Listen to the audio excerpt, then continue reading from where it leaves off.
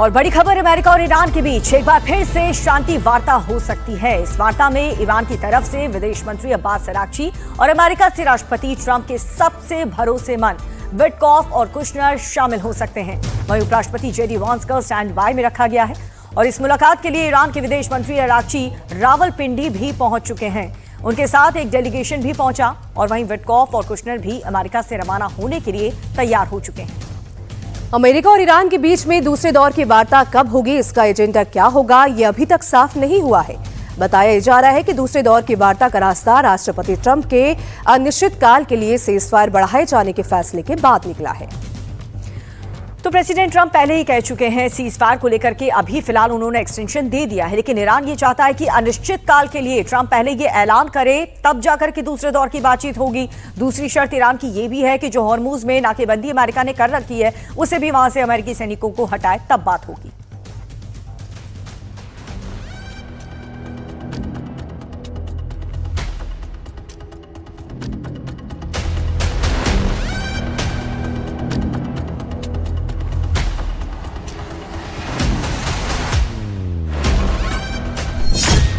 America Iran में फिर होगी शांति वार्ता।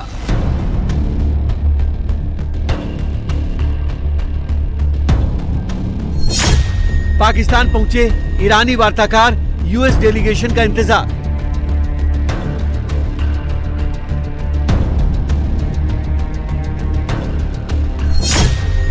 वार्ता से पहले ट्रंप की दो टूक, नो न्यूक्लियर वेपन।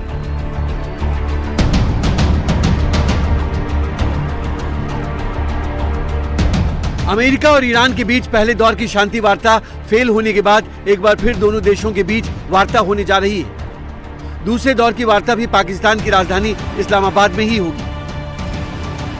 वार्ता में शामिल होने के लिए ईरान के विदेश मंत्री अब्बास अराक्ची अपने डेलीगेशन के साथ पाकिस्तान पहुंच गए हैं। नूर खान एयरबेस पर अब्बास अराक्ची का पाकिस्तान के विदेश मंत्री इशाक डार और फील्ड मार्शल आसिम मुनीर ने स्वागत किया। माना जा रहा है कि ईरान के विदेश मंत्री अब्बास अराक्ची की यात्रा ईरान और अमेरिका के बीच सीज फायर पर बातचीत फिर से शुरू करने की पाकिस्तान की कोशिशों का हिस्सा है। इस्लामाबाद के अपने दौरे से पहले ईरान के विदेश मंत्री अब्बास अराक्ची ने सोशल मीडिया पर लिखा, इस्लामाबाद, मस्कट और मॉस्को के सही समय पर दौरे पर जा रहा हूँ। मेरे दौरे का मकसद हमारे पार्टनर्स के साथ बायलैटरल मामलों पर करीबी तालमेल बिठाना और इलाके के डेवलपमेंट पर सलाह मशवरा करना है। हमारे पड़ोसी हमारी प्राथमिकता हैं। वहीं अमेरिका की तरफ से इस वार्ता के लिए राष्ट्रपति डोनाल्ड ट्रंप अपने भरोसेमंद दूत स्टीव विटकॉफ और दामाद जेरेड कुशनर को पाकिस्तान भेज रहे हैं। अमेरिका के ये दोनों वार्ताकार पाकिस्तान में ईरान की टीम के साथ बातचीत करेंगे। हालांकि अमेरिका के उपराष्ट्रपति जेडी वेंस इस बातचीत के लिए पाकिस्तान नहीं आ रहे हैं, उन्हें स्टैंड बाई पर रखा गया है।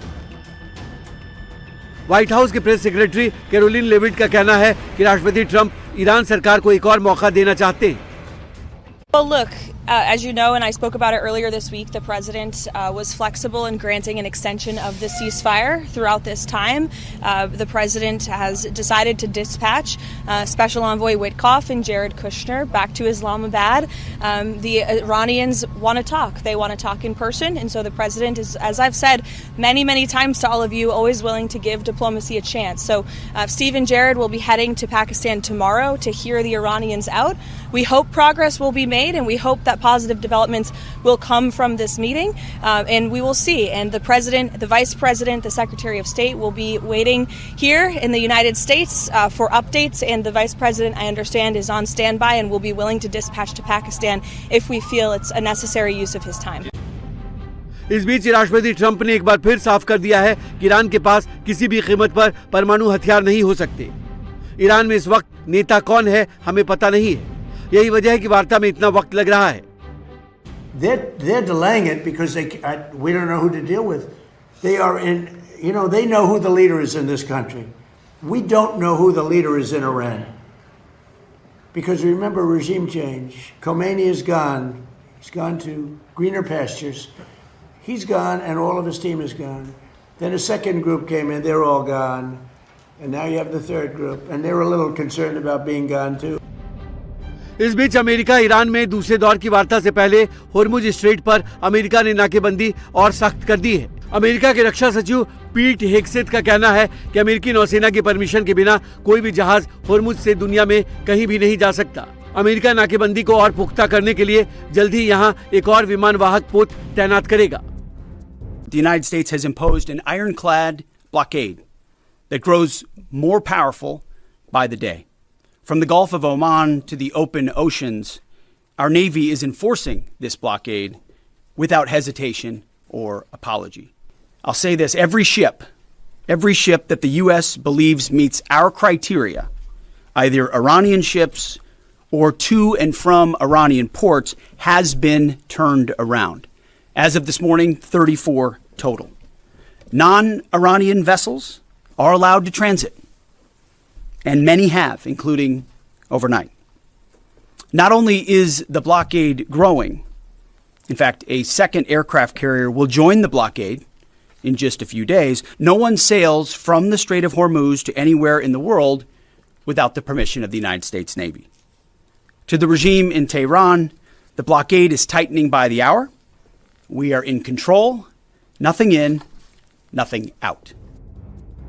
अमेरिका और ईरान के बीच बातचीत की कोई निश्चित तारीख अभी तय नहीं हुई है।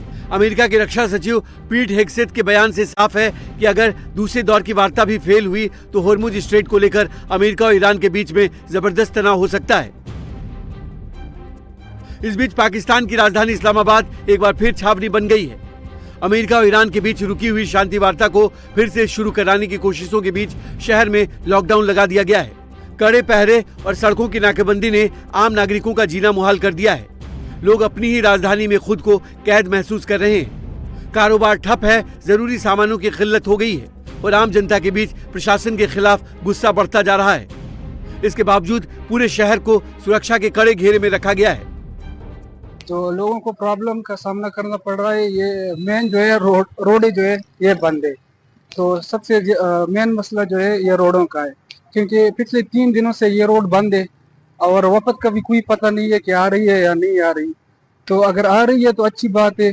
तो हमारी हुकूमत से ये दरख्वास्त है कि जब जो वफद आ रही है जल्द से जल्द आ जाए ताकि आवाम का जो मसला है ये हल हो जाए।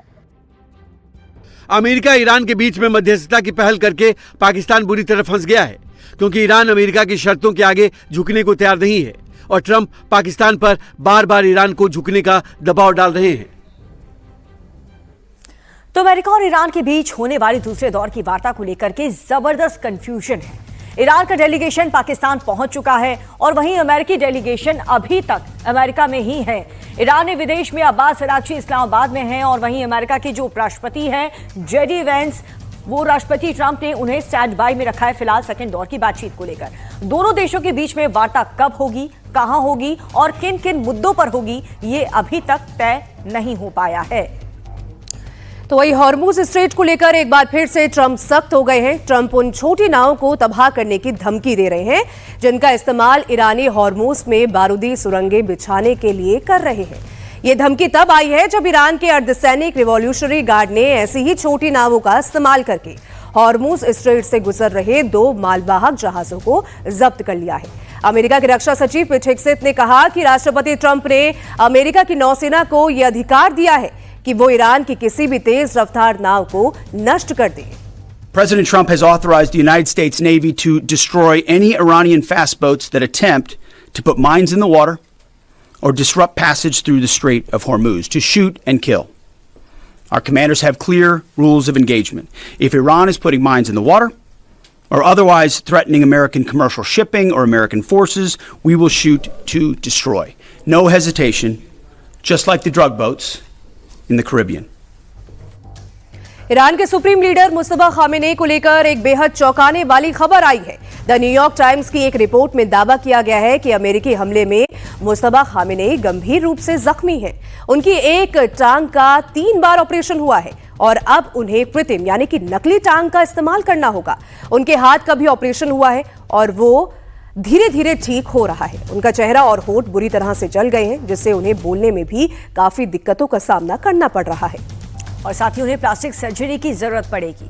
मुस्तफा खामेनेई देश चलाने के लिए इस्लामिक रिवॉल्यूशनरी गार्ड्स कॉर्प्स के जनरल्स की सलाह पर पूरी तरह से डिपेंडेंट हैं और ये सभी मिलकर के फैसले लेते हैं। बता दें कि 28 फरवरी को अमेरिका इजरायल के हमलों में उनके पिता और पूर्व सुप्रीम लीडर आयतुल्लाह खामेनेई की मौत के बाद से मुस्तबा सामने नहीं आए हैं।